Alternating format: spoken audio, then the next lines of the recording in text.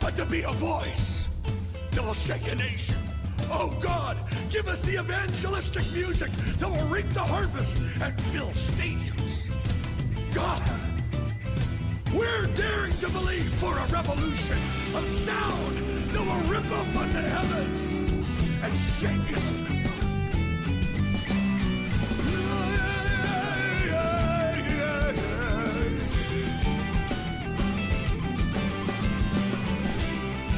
I have found David, a man after my own heart.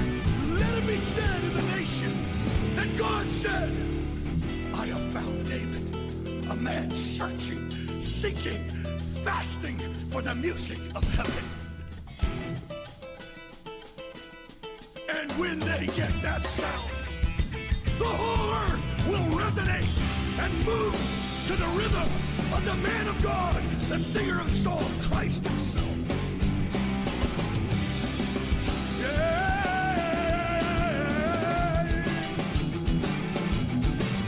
So we call him forth all over the land in the secret places of devotion. Burn in their hearts and make them 10 times better. Make them 10 times better than the sounds of the earth. Paz, gente, tudo bem? Todo mundo bem aí? Feliz de ver vocês aqui, viu? Vencemos a chuva, vencemos o tempo ruim, estamos todos juntos em família aqui, muito bom. Bom demais. Aleluia, hoje eu tenho um tangedor aqui, irmão. Dá glória a Deus aí. O Senhor é bom. Para quem acha que música durante a pregação é método, tá usando música de fundo, sabe, para implantar a informação nas pessoas, quero dizer para você que isso é bíblico. Existe um profeta, o nome dele era Eliseu, que ele sempre profetizava aos sons, a partir de cânticos. Então sempre quando ele era chamado para resolver alguma coisa, a primeira coisa que ele pedia era um tangedor. Então ele falava, cara, traz um tangedor aqui, na medida que eu for orando, na medida que eu for louvando ao Senhor, reconhecendo que Ele é, o Senhor vai falar comigo e eu vou profetizar. Engraçado porque a Bíblia, ela cita uma situação, se eu não me engano, o rei Josafá, que precisava de uma resposta do Senhor acerca de uma guerra que ele ia entrar. Então havia um povo muito complicado, uma nação muito complicada que se levantou contra o rei Josafá. E ele ora ali e fala, Senhor, eu preciso de uma direção. E o Senhor toca o coração dele e fala, olha, chama um profeta, chama Eliseu. E aí Eliseu vai até ele, o que é? Cara, a gente vai entrar em guerra amanhã e eu não sei se eu vou, como que eu vou, eu preciso consultar o Senhor. E Eliseu olha para ele e fala, então me chama um tangedor. Você me chamou? Me chama um tangedor. Diz que o rapaz ele começa a tanger e ali eles criam um ambiente de louvor ao Senhor. Sabe, uma atmosfera na qual a gente participou aqui. É por isso que nós fazemos o que fazemos, por isso que nós gastamos tempo em oração, por isso que nós gastamos tempo em louvor aqui. Não é porque nós queremos aparecer, não é porque queremos mostrar que sabemos de música, porque sem Ele nada sabemos e nada podemos. Na verdade, eu costumo dizer isso aqui, já disse isso milhares de vezes, mas nós estamos em torno do nome dEle, reconhecendo quem Ele é. E Eliseu fez isso, e o tangedor estava ali tangendo, e ele com Josafá ensinando os princípios. E diz que eles ficaram a noite inteira fazendo isso. E aí pela manhã eles se levantaram e foram para a guerra. Quando chega lá está todo mundo morto, irmão. A nação inimiga está totalmente aniquilada. O que aconteceu? O que aconteceu que enquanto os inimigos estavam dormindo, do outro lado estava ali Eliseu, Josafá e uma galera louvando ao Senhor. E lá do lado do inimigo diz que eles ouviram trovões. E eles ouviram como se fosse sons de chuva, sons de marcha. E eles acordaram desesperados e no escuro pegaram a faquinha um do outro e começou a lutar com nada. Eles se mataram, irmão. Então, sempre quando nós falamos sobre louvor, louvor é também uma arma de guerra. Se você está passando uma situação na sua vida, não tire o louvor da sua boca. Se você não costuma louvar ao Senhor nos momentos difíceis da sua vida, então estou te dando uma boa ferramenta. Não só louvamos o Senhor quando tudo está bem, louvamos quando tudo está mal. Sabe por quê?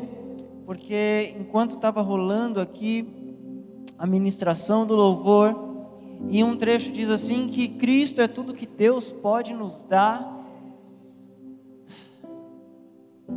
E eu posso dizer para você que cada um de nós, quando fomos encontrados por Cristo, você foi encontrado por Ele na sua melhor fase ou na sua pior? Qual era o ambiente que Ele te encontrou? Você já percebeu que aquilo que o atrai não é o melhor que você tem para oferecer, mas o pior que você ainda esconde?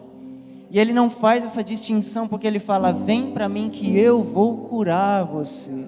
Eu sou capaz de mudar isso que você não pode vencer.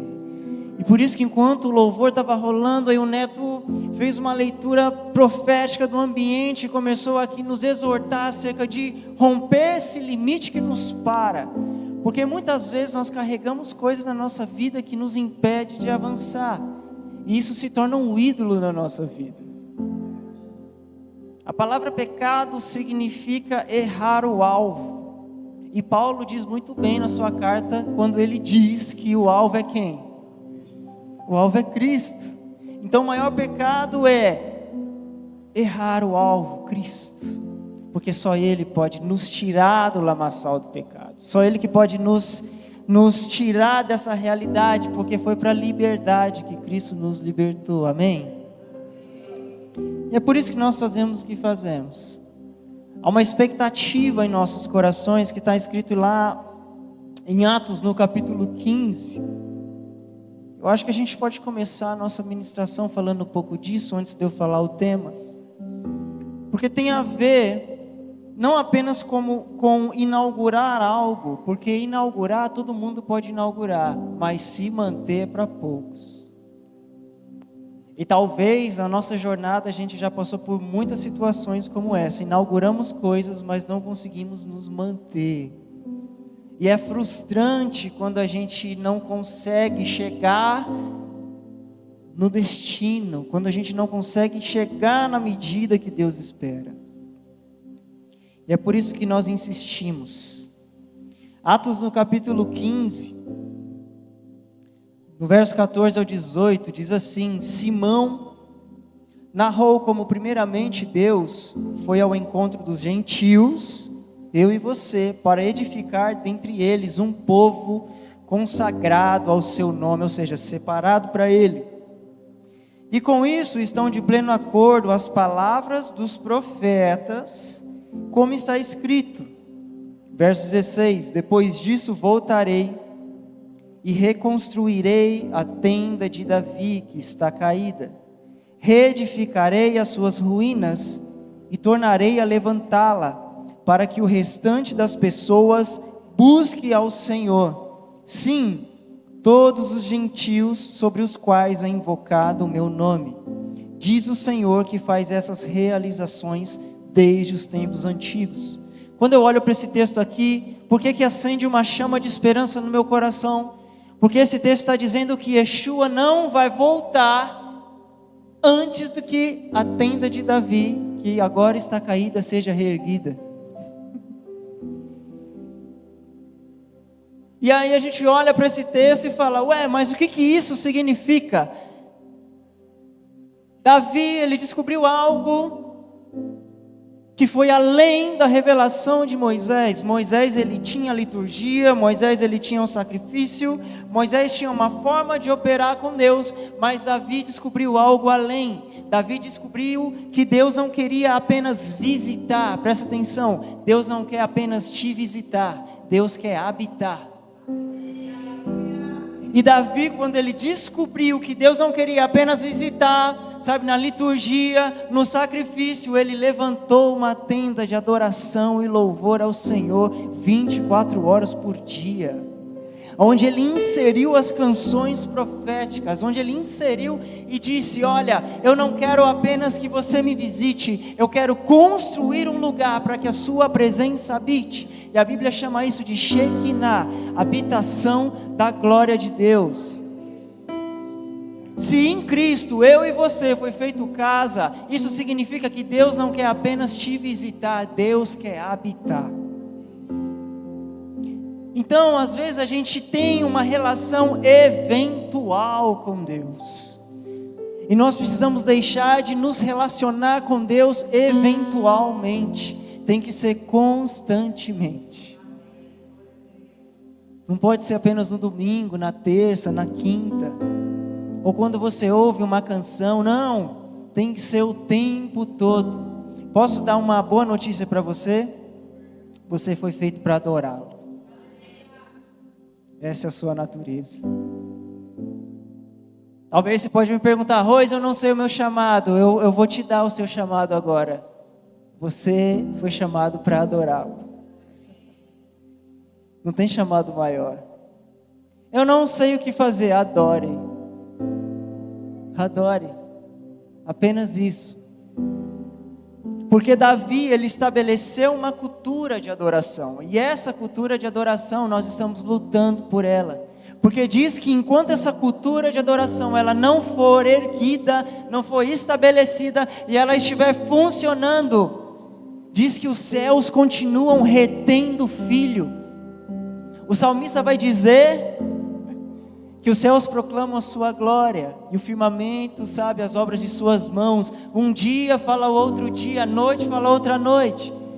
E diz que não há som, não há palavra, mas a voz ecoa. Essa boa notícia ecoa nos quatro cantos da terra. Que notícia é essa? Diz que essa notícia fala que o noivo está no seu aposento, esperando o dia de encontrar sua noiva. E aí no livro de Atos vai dizer que os céus estão retendo o filho. É como se o filho estivesse falando: pai, deixa eu descer, deixa eu descer. E o pai segurando: calma, calma, porque ainda existe um povo que não entendeu. Então nós precisamos nos preparar para esse dia. Porque nós falamos alguns meses atrás, e é o tema dessa mensagem, nós falamos sobre Jesus, o administrador da igreja, o administrador fiel, o Senhor da igreja. Ele continua andando entre os candelabros, Ele continua conferindo a sua igreja, Ele continua conferindo a minha e a sua vida. Mas talvez você pode falar para mim: mas eu não conheço Jesus. Mas Ele já te conhece. E eu tenho uma outra boa notícia para você que não o conhece ainda: Ele te amou primeiro. Porque está escrito: nós o amamos porque Ele nos amou primeiro. E ainda que você não o conheça, Ele já te conhece. E Ele já escreveu os seus dias. E nele está escrito que você vai encontrá-lo. Essas são as boas novas. Essas são as boas novas. Só que muitas vezes nós passamos por situações nas nossas vidas que aquilo que nos tocou no início talvez não toca mais da mesma maneira. E quando eu olho para o livro de Apocalipse, é uma carta que revela quem Cristo é, mas também é uma carta que fala sobre a geração que está vindo. É uma carta para a próxima geração. Meus irmãos, ame as Escrituras, porque Deus tem uma história com o seu nome nela, e está aqui.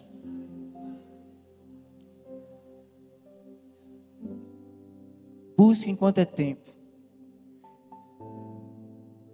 Amém? E eu quero começar fazendo uma leitura de Apocalipse no capítulo 2. Hoje eu quero falar especificamente de uma das igrejas citadas em Apocalipse. Uma igreja que ela foi muito elogiada nas cartas. A igreja de Éfeso. Uma igreja que aprendeu a se mover de uma forma diferente com o Senhor. Uma igreja que aprendeu qual era a sua missão como igreja. Mas talvez você pergunta, tá, mas é só sobre a igreja? Não, é sobre mim, sobre você. Porque ainda nós não façamos ideia, nós já fomos chamados igreja do Senhor. A igreja não são as paredes, são as pessoas. É o curral de Deus, é o lugar de encontro. E eu torno a dizer, você foi feito como um lugar de encontro, onde Deus se encontra com Ele mesmo, em você. Por isso que toda busca pela melhor versão de si mesmo, se não acabar em Cristo, nós somos os mais miseráveis dos homens. Se a nossa melhor versão de nós mesmos não for Cristo, nós nos tornamos os mais miseráveis das pessoas. Então nós precisamos nos tornar esse lugar, amém? Apocalipse capítulo 2, eu quero ler a partir do verso 1, que diz assim: ao anjo da igreja em Éfeso escreve: essas coisas diz aquele que conserva na mão direita as 7 estrelas e que anda no meio dos 7 candeeiros de ouro. Verso 2: conheço as tuas obras, tanto o teu labor como a tua perseverança, e que não podes suportar homens maus, e que puseste à prova os que a si mesmos se declaram apóstolos e não o são, e os achastes mentirosos. E tens perseverança e suportastes provas por causa do meu nome, e não te deixastes esmorecer. Então, em primeiro lugar aqui, Jesus ele olha para João e fala: escreve, eu tenho um recado, eu tenho uma carta para a igreja de Éfeso. E aqui Yeshua ele começa elogiando a igreja, falando: olha, vocês perseveraram, vocês tiveram discernimento espiritual, vocês tiveram discernimento para saber, para reconhecer o falso ensino, vocês tiraram os falsos mestres, os falsos apóstolos do meio de vocês, vocês foram provados, vocês foram perseguidos, mas vocês se manteram fiel. Então Yeshua ele começa elogiando a igreja, reconhecendo: olha, vocês fizeram tudo certinho. Trazendo para as nossas vidas, quando nós começamos a nossa caminhada com o Senhor, que a gente está, sabe, naquele amor, naquela vibe. Eu ainda me lembro no dia que eu aceitei Jesus na minha vida, e foi o dia mais louco da minha vida. Sabe, eu deixei várias coisas, porque só Ele importava. Eu falei: cara, isso aqui que faz sentido. Então eu deixei os maus caminhos, deixei os maus pensamentos, deixei os vícios, sabe, deixei tudo aquilo que me afastava de Deus. Eu falei: cara, eu quero esse caminho para a minha vida. Talvez cada um de nós esteja nessa situação, ou talvez você ainda vai ter a oportunidade de experimentar um momento como esse, que eu posso dizer para você que é o momento mais louco da sua vida. E aqui Yeshua olha para a igreja de Éfeso e fala: cara, vocês começaram muito bem, fazendo tudo certinho. Porém no verso 4 ele diz assim: tenho porém contra ti, que abandonaste o teu primeiro amor. Quando nós estudamos a raiz grega da palavra abandonaste, significa deixar algo conscientemente. Uau! Então quando Jesus ele olha para a igreja de Éfeso, primeiro ele elogia, reconhece e fala: olha, vocês fizeram tudo certo. No entanto, vocês decidiram, diante de todos os acertos, diante de toda a experiência, diante de todo o testemunho que vocês têm em mim, vocês decidiram por consciência própria deixar o primeiro amor. Meu irmão, isso aqui é muito forte, porque quando nós olhamos para esse texto, nós vemos algo. Jesus não disse que eles pararam de fazer o que eles faziam, disse que eles pararam de amar como eles amavam. Então Jesus não está dizendo: vocês pararam de denunciar os falsos apóstolos, vocês pararam de discernir aquilo que é bom, aquilo que é mal, vocês pararam de ser perseguidos, se renderam ao sistema. Não, Jesus disse: vocês continuam fazendo todas essas coisas, porém vocês já não amam mais como antes.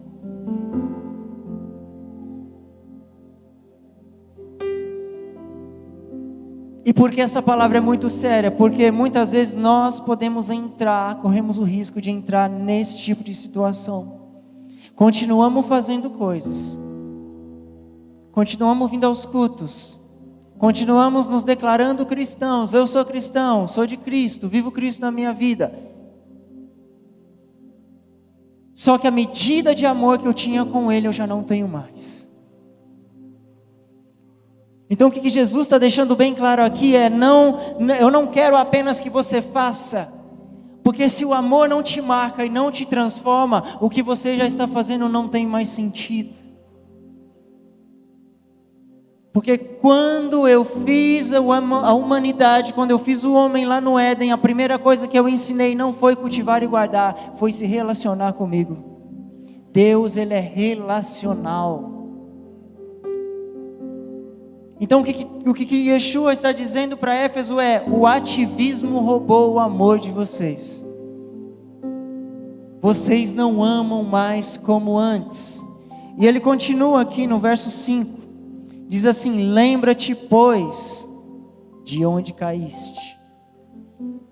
Arrepende-te e volta à prática das primeiras obras. E se não, eu venho a ti e removerei do seu lugar o teu candeeiro, caso você não se arrependa.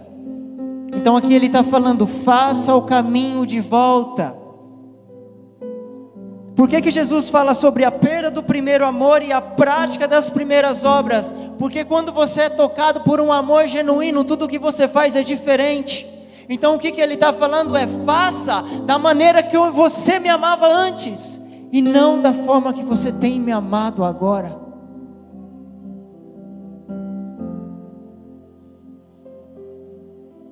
E eu posso dizer que muitas vezes nós nos pegamos nessa situação.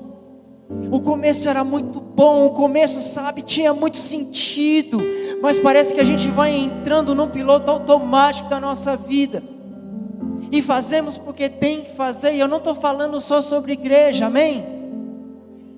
Porque isso aqui é a carta para uma geração que estava vindo, e está falando sobre eu e sobre você, sobre a nossa vida com Deus, ou até mesmo a nossa vida sem Deus ainda.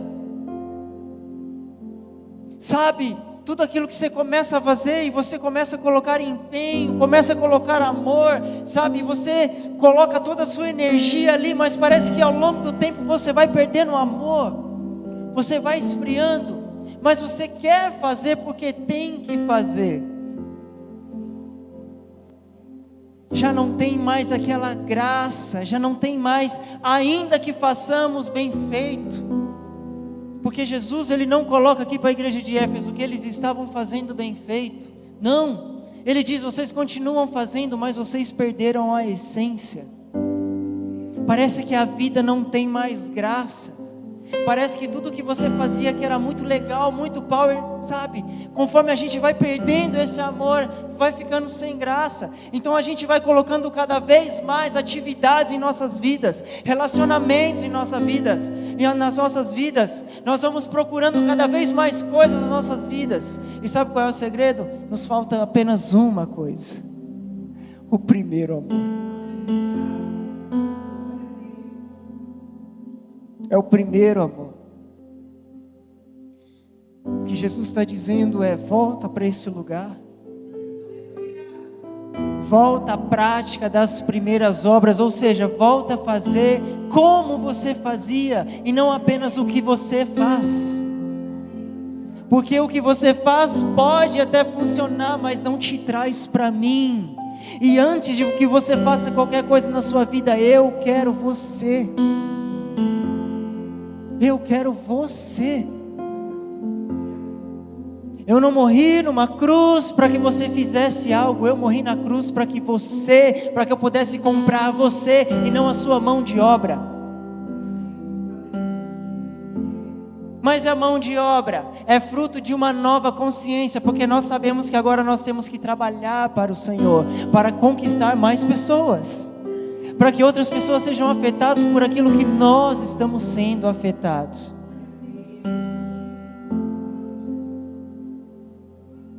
No verso 6, eu queria ler na tela com vocês, diz assim: tens contudo ao teu favor, que odeias as obras dos nicolaítas, as quais eu também odeio. Olha aqui para mim, irmão, Jesus também odeia, sabia? E quando ele faz essa denúncia aqui, ele fala: mas eu tenho algo a seu favor, vocês odeiam as obras dos nicolaítas. Quem eram os nicolaítas? Eram pessoas que se difundiram na igreja, e eles queriam deturpar a mensagem.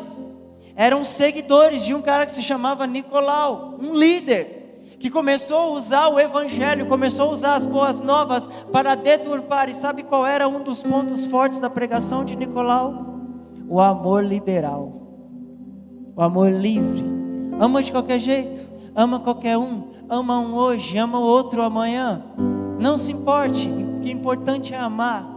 Ama desse jeito. E começou a permear a igreja. Jesus, ele olha, ele fala assim para Éfeso: olha, mas eu tenho algo ao seu favor, porque vocês também odeiam esse tipo de amor. Significa que ele está falando para a igreja de Éfeso: você não se rendeu a esse tipo de amor, mas vocês perderam a intensidade de coração no qual vocês tinham para mim. Vocês passaram a amar outras coisas. Quando o Neto começou a ministrar aqui, começou a profetizar durante as canções, ele falou explicitamente isso: muitos de nós ainda têm outros amores. E é talvez por isso que Jesus pode estar falando para mim e para você: volta, porque vocês passaram a amar algumas coisas que eu não quero que vocês amem, e eu me incluo nisso. Porque amar ao Senhor é um exercício diário, é uma luta diária, é acordar todos os dias dizendo: Senhor, obrigado por confiar a vida a mim mais um dia, e eu quero fazer esse dia valer a pena. Obrigado por me permitir acordar, obrigado por me livrar, obrigado por me sustentar e me trazer até aqui, e eu sei que você fez isso porque você ainda acredita em mim. Se você está acordado, meu irmão, minha irmã, meu amigo, minha amiga, se você acordou hoje, é porque Deus ainda acredita e confia em você. Essas são as boas novas. E o que Ele está nos dizendo aqui é: faça com a medida de coração que vocês tinham antes. Que façamos e que busquemos essa medida de coração. Quando eu estava falando com o Senhor essa semana, eu falei: Senhor, qual que é a palavra? O que o Senhor quer fazer? O que o Senhor quer falar? E as coisas, elas foram se desarrojando, foram se construindo. A mensagem foi se construindo durante o louvor, durante a oração, antes da reunião. O Senhor, Ele foi reconstruindo, sabe? O Senhor foi juntando as peças da sua mensagem. Porque o Senhor, Ele quer nos ajustar, para que nós nos levantemos como povo, e para que nós reergamos a tenda caída de Davi, e que nós tenhamos uma cultura de constância em adoração a Deus, porque foi para isso que Ele nos chamou. Quando nós olhamos para as Escrituras e nós estudamos sobre a cultura de Davi, sobre aquilo que Davi movimentou, meu irmão, aquilo que Davi fez para o Senhor foi tão importante que Salmos 132, verso 13 e 14 diz que Deus escolheu a cidade de Sião para morar. Você sabe o que é Deus falar assim para Davi: Davi, por sua causa eu quero deixar o céu e habitar na terra.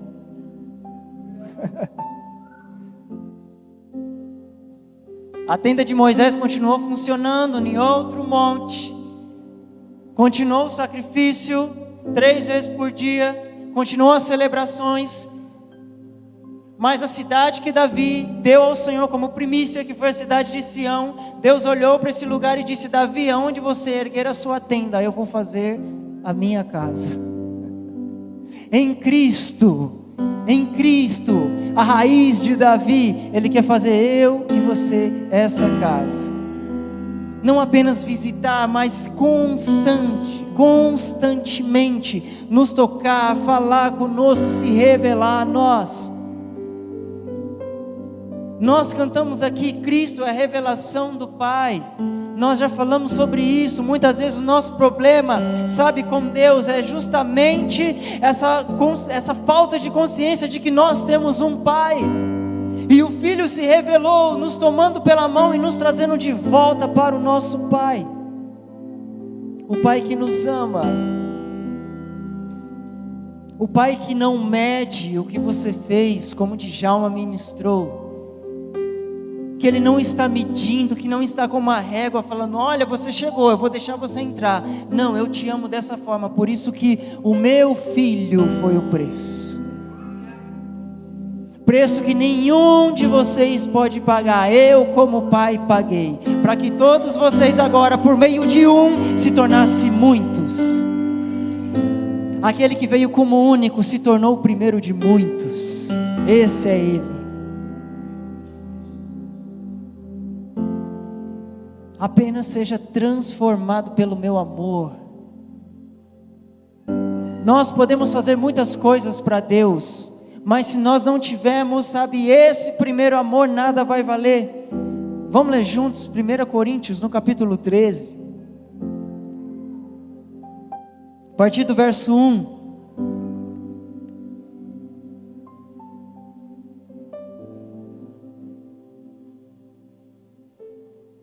Primeira Coríntios 13, sei que a gente escuta bastante isso aqui em casamento, e não é do Legião Urbana não, tá? Tá na Bíblia, amém? Acho que a maioria não sabe o que é Legião, né? Deixa pra lá. Banda de rock, irmão, antiga, aleluia. Diz assim, no partir do verso 1. Ainda que eu fale a língua dos homens e dos anjos, se não tiver amor, serei como o bronze que soa, ou como o símbolo que retine. Então, primeira coisa, ainda que você seja batizado pelo Espírito, fale em línguas, rodopie, voe, dá pirueta, solta fogo pela boca, se não tiver amor, não vale nada. Ainda que eu tenha o dom de profetizar e conheça todos os mistérios e toda a ciência, e ainda que eu tenha tamanha fé a ponto de transportar montes, se não tiver amor, nada serei. Ainda que você seja batizado nos dons, ainda que você tenha discernimento de espíritos, ainda que você seja o maior teólogo de todos, erudito na palavra, eu conheço de Gênesis a Apocalipse, conheço raízes, sintaxes, sabe, palavras cruzadas, eu sei tudo aqui, referências, tudo. Se não tiver o primeiro amor, não adianta. Ainda que eu distribua todos os meus bens entre os pobres, e ainda que entregue o meu próprio corpo para ser queimado, se não tiver amor, nada disso me aproveitará. Ainda que você seja o maior dizimista, ofertante, entregue primícia, sabe, ainda que você, sabe, grave aquele videozinho ajudando o pobre na rua, nossa, aqui ó, tô doando, tá, olha aqui, fiz a compra dele, olha aqui, ó, meu like tá pago, não, ajudando todo mundo aqui, se não tiver amor é apenas performance. E Paulo, ele denuncia algo interessante nesse verso, porque na sua época havia muitos homens que eles entregavam as suas próprias vidas, para eles era uma honra morrer em batalha, porque eles tornavam os seus nomes célebres. E é isso que Paulo está dizendo, ainda que você dê o seu corpo para ser queimado, para fazer o seu nome célebre, se não tiver amor, nada adianta.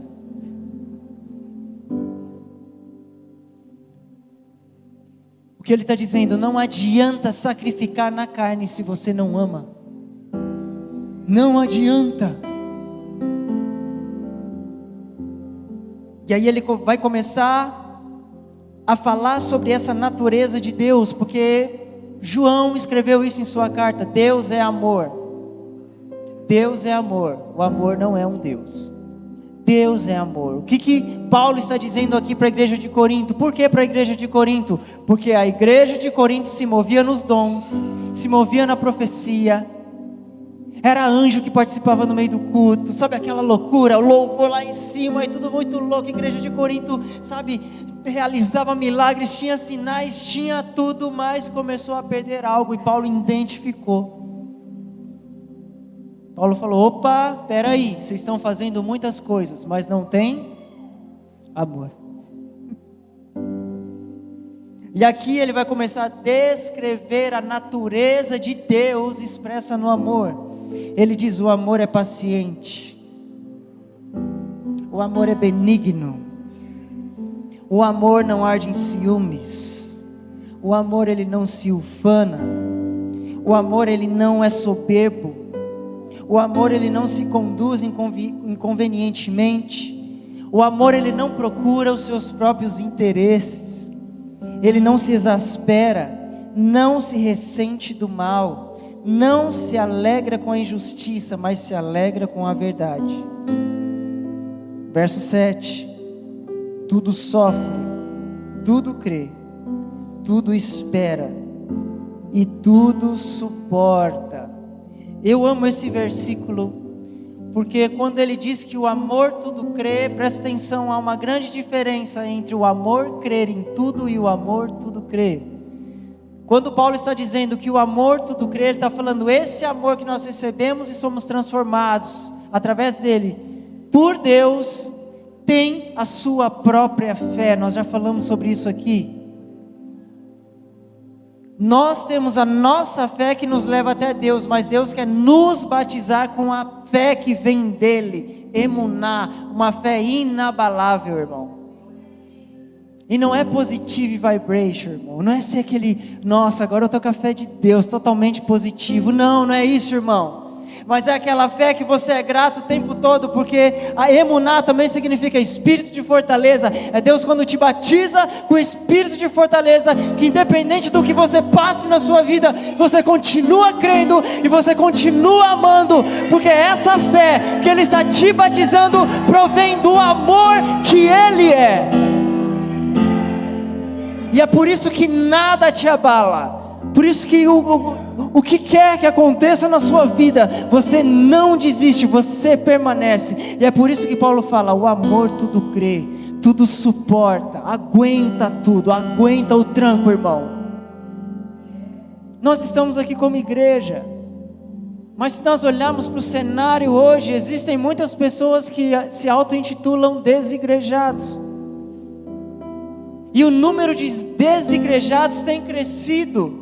Sabe por quê? Porque as pessoas não, simplesmente, sabe, elas não estão tendo força para continuar, devido a frustrações, devido a decepções, devido a problemas no qual nós vimos na igreja de Éfeso, no qual eles denunciaram, sobre o falso profetismo, falsa liderança, pessoas machucadas, sim, e muitas pessoas têm desistido, porque não tem encontrado nesses lugares o amor de Deus. Mas eu posso dizer algo para você: o amor de Deus não está nas quatro paredes, está em Cristo.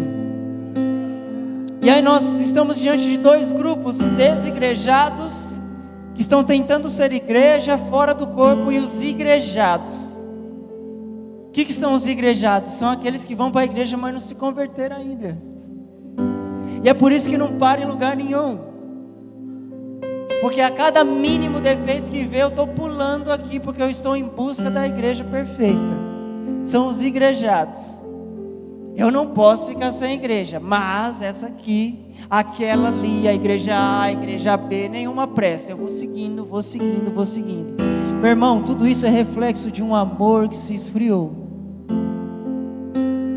Porque quem ama tudo suporta, tudo crê, permanece, não desiste. Se eu fosse olhar para a estrutura, se eu fosse olhar para o sistema, se eu fosse olhar para a falsa liderança, para o falso profetismo, eu não iria para a igreja. Se você colocar no papel, olhar para a igreja no Brasil hoje, quantas coisas que a gente ouve, a gente não iria mais. Mas nós não estamos aqui. Não estamos aqui por causa de pessoas, estamos aqui por causa de Cristo.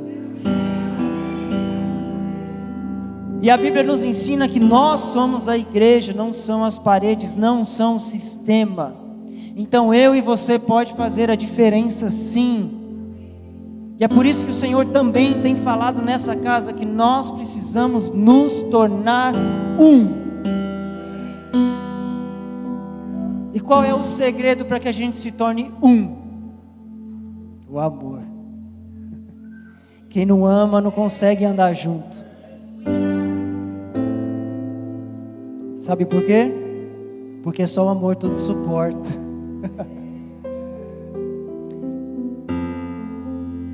Deus é pactual, irmão. E a nossa relação com o nosso irmão, ela precisa ser pactual também. Eu tenho um pacto com vocês, como igreja.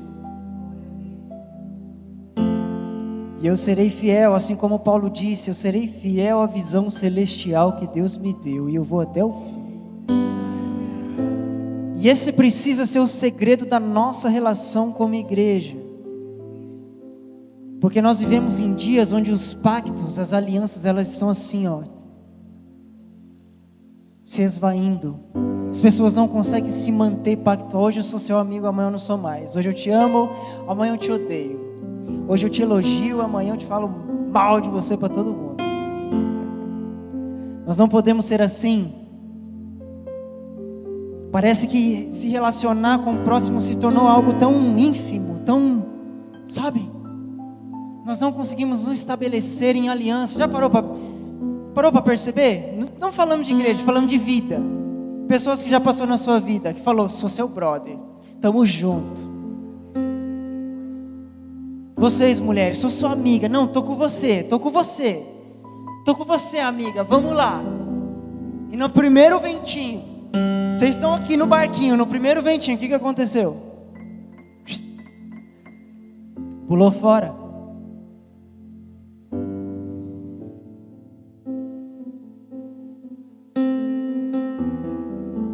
Jesus disse assim para os discípulos: como vocês dizem que amam meu Pai se não conseguem se amar? João escreveu isso: só ama verdadeiramente o Pai aquele que ama o seu irmão, porque o Pai se revela no irmão. Logo, se você fere o seu irmão, a quem você está ferindo? Então ame o seu irmão, abençoe o seu irmão, abençoe sua família, seus familiares, abençoe seus amigos. Ah, mas estão falando de mim. Continue abençoando, porque nós fomos chamados para andar na contramão desse mundo. Nós não fomos chamados para nos render a esse sistema e responder as coisas na mesma moeda que nós temos recebido. É isso que Jesus disse no Sermão da Montanha: se bateram do lado direito, oferece o esquerdo. Se te chamaram para andar 1 milha, ande com ele 2. Se te pediram a capa, dê também a sandália, dá tudo. Por quê? Porque essa é a maior expressão de amor. O amor que não retém, o amor que entrega. Então vai fazer sentido para você quando você olhar nas Escrituras e ler lá que Deus amou o mundo de tal maneira que deu o seu Filho único.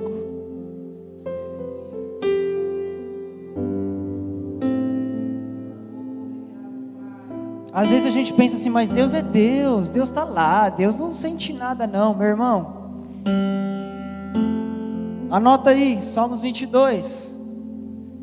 Quando Yeshua está ali na cruz, ele fala: Pai, por que me abandonaste? Ele está recitando salmos, não falou só aquilo. Yeshua salmodiou quando ele estava preso na cruz.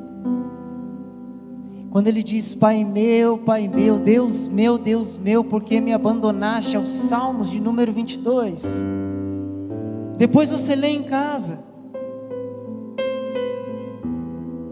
E por que Yeshua está dizendo isso? Porque Ele se fez pecado em nosso lugar, a ponto de Deus não poder mais estar. Ele precisava experimentar a maior dor da vida dele. Você acha que a maior dor de Jesus foi a cruz? Foi a ausência, pela primeira e única vez da sua vida, da presença do seu Pai. Pois lê lá, diz que ele canta uns salmos a Deus: por que me abandonaste? Está dizendo: eu não consigo te sentir, eu estou carregando o peso do pecado do mundo, e eu tenho que experimentar como é horas sem você. Essa é a minha dor, porque me abandonaste. Eu imagino o pai ali, sabe, tendo que virar o seu rosto para não ver o seu filho amado, porque por amor a mim e a você e a essa criação caída, ele teve que entregar algo que dinheiro nenhum podia pagar.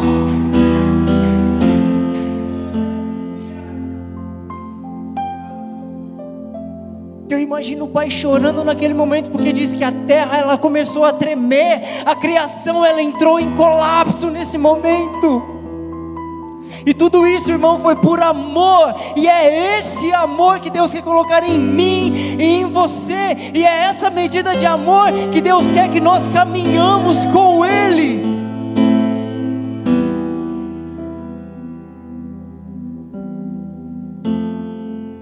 Quando nós olhamos para Davi, Davi amou de tal forma, mesmo com seus erros, sabe, mesmo com as suas falhas, ele estabeleceu algo, e nós falamos isso aqui, nós cantamos isso aqui, nós queremos, sabe, mais vale um dia na sua casa do que 1000 em qualquer outro lugar. Só que muitas vezes nas nossas vidas, nós estamos buscando 1000 em outro lugar, e não um dia na casa dele. E quando está falando na casa dele, não está falando aqui. Porque quando Davi falou, eu quero passar um dia nos teus átrios, não existia templo. Davi viu algo, e ele disse, eu quero acessar este lugar. É este lugar. E qual é a boa notícia? Que em Cristo, eu e você pode acessar a este lugar. Depois que Davi estabelece essa cultura, existiram mais 7 pessoas que deram continuidade. Só que o reino de Israel, ele era cheio de altos e baixos. Uma hora estava ali na pegada com Deus, em fidelidade, estava ali, sabe, se movendo fielmente. De repente, começava a se misturar, começava com idolatria, começava a pecar, esquecia do Senhor. E houve 2 pessoas, a primeira delas está em 2 Crônicas, no capítulo 29. Rei Ezequias, um jovem,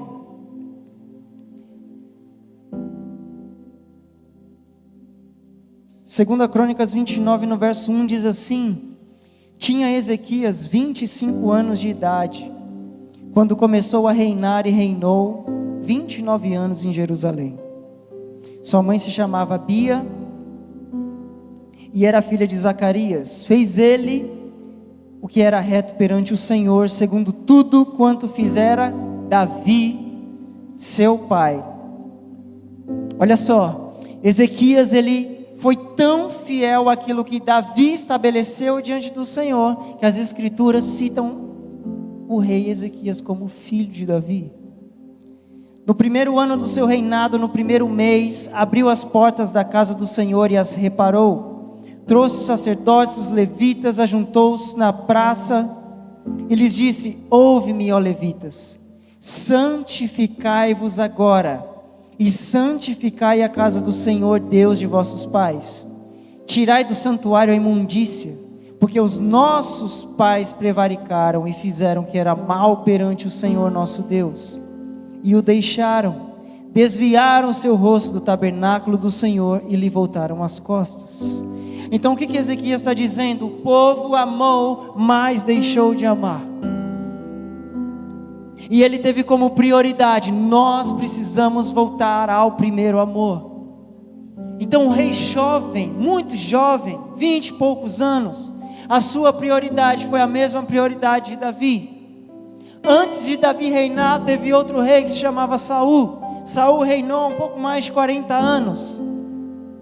Tinha toda a liturgia, tinha os holocaustos, tinha as coisas, mas sabe o que não tinha no reinado de Saul? A arca, a presença. Saul foi um cara que reinou sem a presença. Davi, a primeira coisa que ele fez foi: peraí, Saul reinou sem a presença? Vamos buscá-la, vamos trazer de volta. Por quê? Porque antes de mim veio um rei que reinou com um amor diferente. Eu vou reinar com um amor genuíno. E Ezequias, ele tem isso no coração. Ele fala: Israel foi infiel, Israel deixou o amor, então eu tenho como prioridade restaurar a presença, assim como Davi fez. E diz que ele restaura o tabernáculo, diz que ele quebra os ídolos, diz que ele começa a destruir tudo ali e refazer segundo aquilo que Deus tinha determinado. E muitas vezes, irmãos, para voltar a esse processo do primeiro amor, nós precisamos quebrar altares que nós levantamos na nossa vida. Coisas que nós levantamos, coisas que ainda estão lá, que nós alimentamos, mesmo que inconscientemente.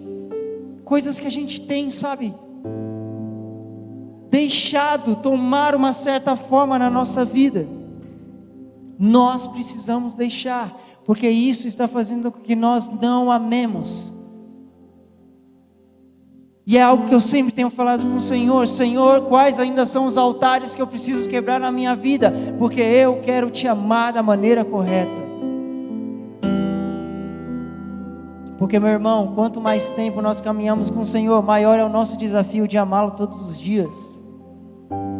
E quando eu vejo pessoas, sabe, que estão já num ponto da sua vida, que quando você olha para ela, ela ainda tem aquele amor que queima sem medidas, ainda é aquela pessoa apaixonada, sabe, eu olho e eu falo: uau, que exemplo, eu quero ser desse jeito, eu quero ser desse jeito, queimar desse jeito, como nós oramos, que a chama não pode se apagar. E uma das coisas que Ezequias fez foi restaurar o altar, porque a chama precisava voltar a queimar. Deus, ele é muito categórico e ele revela algo muito incrível nas Escrituras, porque ele nos mostra que independente da idade, Deus é Deus e pode usar quem ele quer. Em 2 Reis, no capítulo 22, no verso 1, teve um outro restaurador da presença que se chamou Josias, o rei Josias. No verso 1, olha só, irmãos, quantos anos ele tinha? Tinha Josias apenas 8 anos de idade, quando começou a reinar. E reinou 31 anos em Jerusalém. Sua mãe se chamava Jedida e era filha de Adaías de Boscate. Fez ele o que era reto perante o Senhor, e andou todo o caminho de quem? De Davi, seu pai, e não se desviou nem para a direita, nem para a esquerda. Apenas uma criança, reconheceu que precisava do Senhor. E diz que o zelo, sabe, por Deus. E quando ele começa esse processo de reconstrução, alguns versos, capítulos posteriores, diz que um dos sacerdotes encontra as Escrituras e leva, por meio da profetisa Uda, até Josias, e diz que quando começa a ler as Escrituras, diz que aquele rei, aquela criança, ele começa a chorar, e ele rasga suas vestes perante o Senhor e fala: nós não o amamos como ele deve ser amado. Diz que ele rasga suas vestes e fala: nos arrependamos, nós não o amamos, nós fomos infiéis, nós fomos idólatras, nós fomos mentirosos, nós estamos procurando nas coisas de fora, procuramos na carne, procuramos, sabe, nas coisas de fora, no pecado, na mentira, procuramos nos vícios, porque era assim o estado de Israel diante do Senhor. E é por isso que quando nós olhamos o próprio Cristo falando para João na carta de Apocalipse, ele está apenas dizendo: o filme está se repetindo, o filme está se repetindo, a história está se repetindo. Qual vai ser a geração que vai pôr um ponto final nela? Eis-me aqui, Senhor. Será que você pode dizer isso para o Senhor aí no seu lugar? Eis-me aqui, Senhor. Eis-me aqui, Senhor.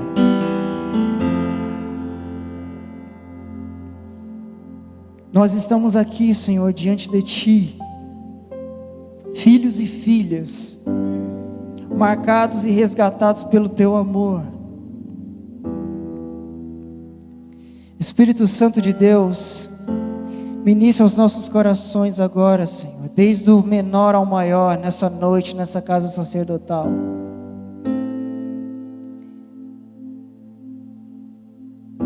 Senhor, o Senhor não está falando sobre o funcionamento, não sobre o que fazemos, mas sobre a nossa medida de coração, que precisa ser ajustada pelo Teu Espírito.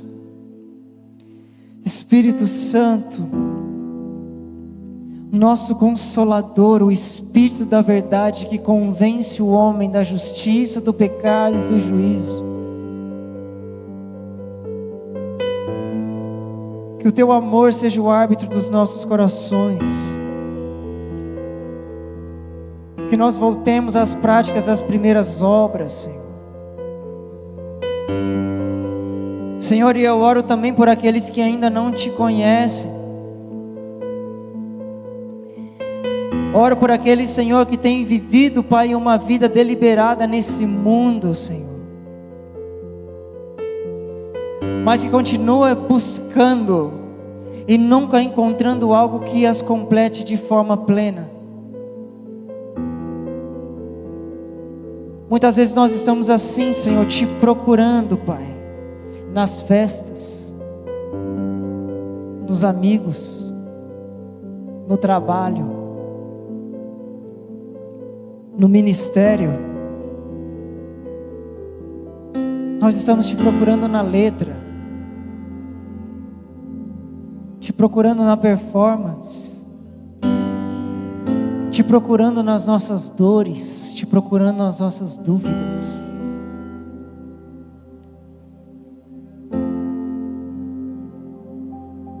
Senhor, a minha oração é que o Senhor nos encontre nessa noite.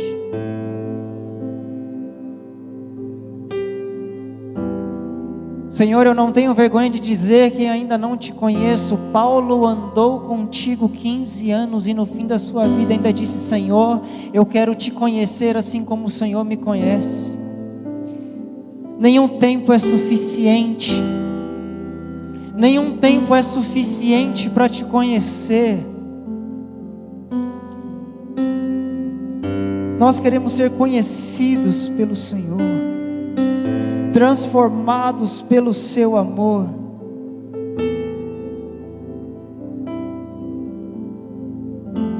Por isso, se há em nós algo que Te desagrada, Senhor, tira, Pai, tira de nós. Tira de nós, Senhor. Nós queremos ser aquele povo que está assim trabalhando para reerguer a tenda caída de Davi, assim como foi Josias, assim como foi Ezequias, assim como foi Esdras, como foi Neemias, homens que se levantaram, homens que deram uma resposta para o Senhor, assim como foi os apóstolos que se tornaram mártires, que não enriqueceram com a Tua palavra, muito pelo contrário, eles foram mortos por causa dela, foram perseguidos, foram açoitados, foram presos. Foram homens que não se beneficiaram nessa terra da Tua palavra, mas conquistaram algo que a traça não pode comer, que a ferrugem não pode destruir, mas que alcançaram os tesouros celestiais neste lugar, porque assim como o Senhor ensinou no Sermão da Montanha, que aonde está o nosso coração, ali é o nosso tesouro. Que o nosso coração esteja no Senhor. Que o nosso coração esteja no Senhor, não naquilo que fazemos. Nós queremos voltar ao primeiro amor, Senhor. Se por algum motivo aquilo que nós temos feito não é um reflexo do primeiro amor, nós queremos voltar a este lugar, Senhor. Nós queremos voltar às práticas das primeiras obras, Senhor, quando havia um prazer em nós de estar na Tua presença, um prazer incontrolável, de que onde nós queríamos ser os primeiros em tudo, os primeiros a estar diante de Você, os primeiros ali. Eis-me aqui, Senhor, conta comigo, eu quero me tornar participante. Quando nós tínhamos essa medida de coração, quando diante daquilo que o Senhor nos propõe, nós não ficamos colocando na balança aquilo que é importante e aquilo que não é mais. Estar diante de Ti, Senhor, é o mais importante. Que as nossas casas sejam casas que estão diante de Ti. Nós queremos voltar, Senhor. Nós queremos nos esconder debaixo de Suas asas. Tu és o nosso lugar secreto. Tu és o nosso lugar secreto, Senhor.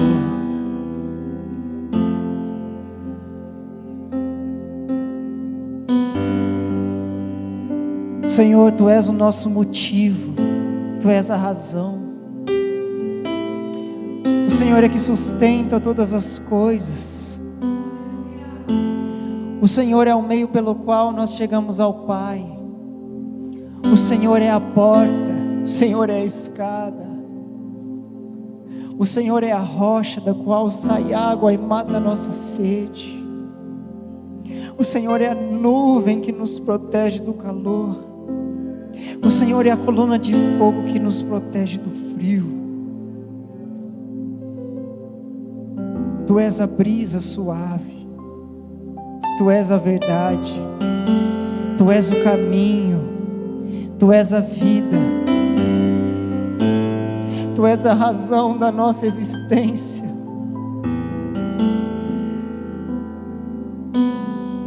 Queridos, não diga para você mesmo: eu apenas existo. Deus não te chamou apenas para existir. Não foi para isso que nós fomos feitos. Não apenas existimos. A palavra diz que nele nós existimos, nos movemos e somos. Então você é muito mais do que apenas existir. É nele que você se move e é nele que você é.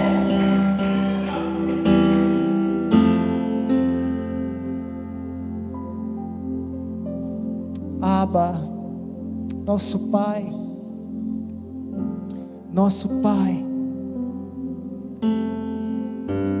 nos marque com o Seu amor, Senhor.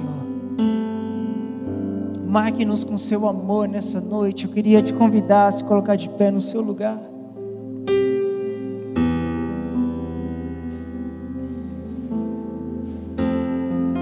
Eu queria convidar você a orar ao Senhor. Você com as suas palavras, que você apresentasse a sua casa ao Senhor. Pois eu não sei orar, só fala: Deus, eu estou aqui, não estou entendendo nada do que está acontecendo, mas me toca. Me toca como você nunca me tocou.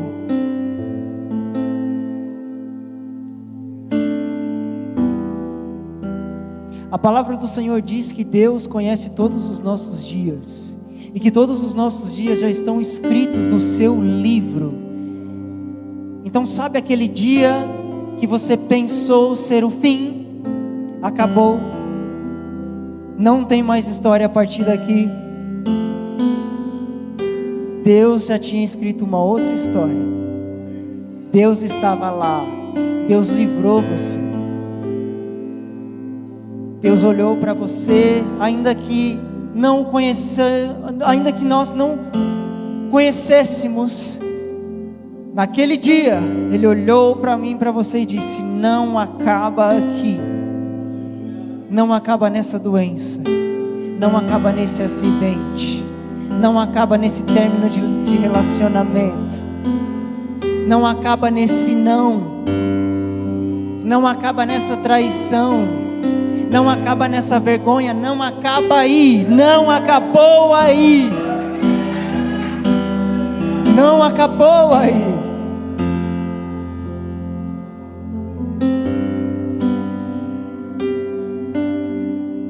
Porque muitas vezes nós passamos por situações onde nós dizemos: para mim já chega e vai até aqui.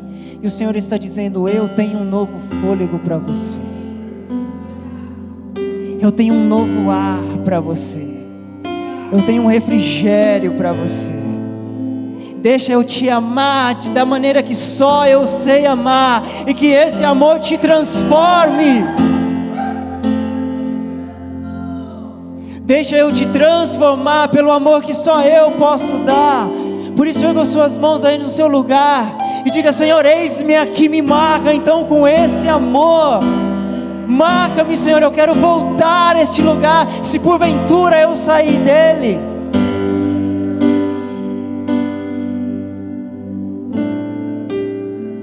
E você, meu irmão, minha irmã, que está vivendo o melhor momento com Deus, cultive, continue, permaneça isso. Diga: Senhor, eu estou vivendo o meu melhor momento contigo.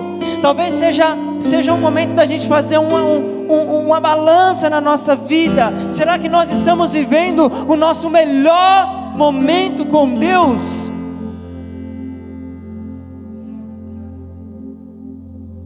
Será que é só isso que Deus tem para nos dar? Como o meu irmão Neto disse aqui, é apenas uma experiência, apenas um arrepio, apenas um irmão que te revelou algo que só Deus sabia?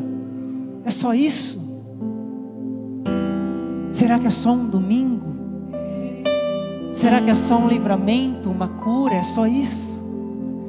Deus tem muito mais, porque muito além do que Ele pode fazer é quem Ele é. Por isso ergam suas vozes agora e diga: Senhor, eu quero quem você é. Eu quero quem você é. Primeiro eu quero você. Eu quero você.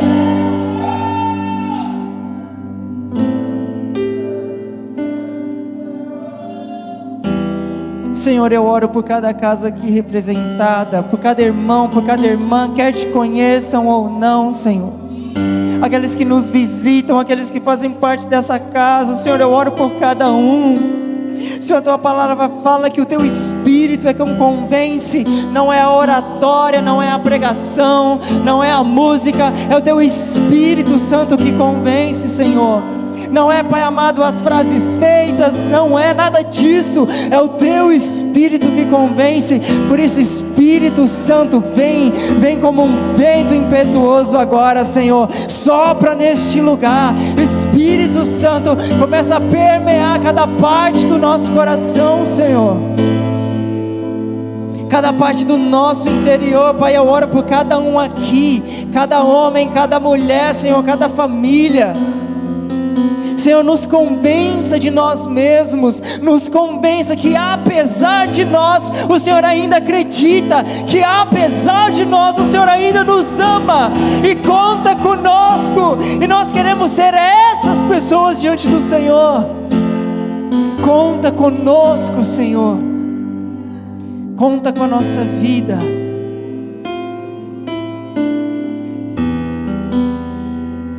Senhor, que nessa semana, Senhor, o Senhor venha se revelar a nós de uma nova medida. Pai, nós te pedimos, pela tua graça, pela tua misericórdia, se revele a nós ainda essa semana de uma maneira diferente. Acende, Senhor, em nós, Pai, o primeiro amor, a prática das primeiras obras. Como era prazeroso, Senhor, estar na tua presença. Nós não víamos a hora, isso tem se perdido no mundo. Isso não é local, isso é sistêmico, e nós não queremos ser essas pessoas.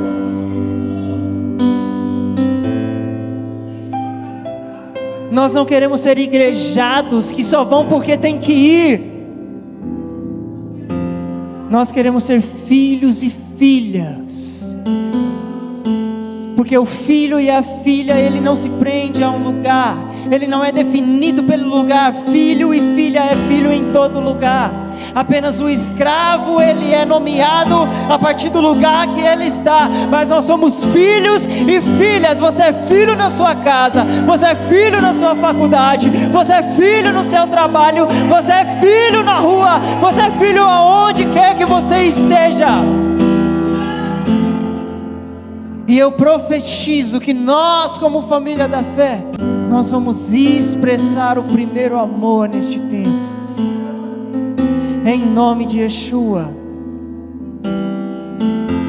em nome de Yeshua. Senhor, obrigado por cada um que está aqui nessa noite. Eu não acredito em coincidência. O Senhor não é um Deus que trabalha com coincidência. Está aqui quem deveria estar. E obrigado, Senhor, por liberar essa porção sobre nós desde o início dessa reunião. Obrigado, Senhor, por cada vida. Eu te louvo por cada vida que está nesse lugar, Senhor. Que essa noite seja um marco na vida deles, que eles saiam deste lugar, Senhor, não da mesma forma que eles entraram, Pai, mas que haja entendimento, Senhor, que haja, Senhor, em nome do Teu Filho amado. Nós te agradecemos, Senhor, por tudo aquilo que o Senhor tem feito no meio do Teu povo, Senhor. Obrigado, Senhor. Obrigado, Senhor, em nome de Jesus. Amém, Senhor, amém. Louve o Senhor com as suas palmas.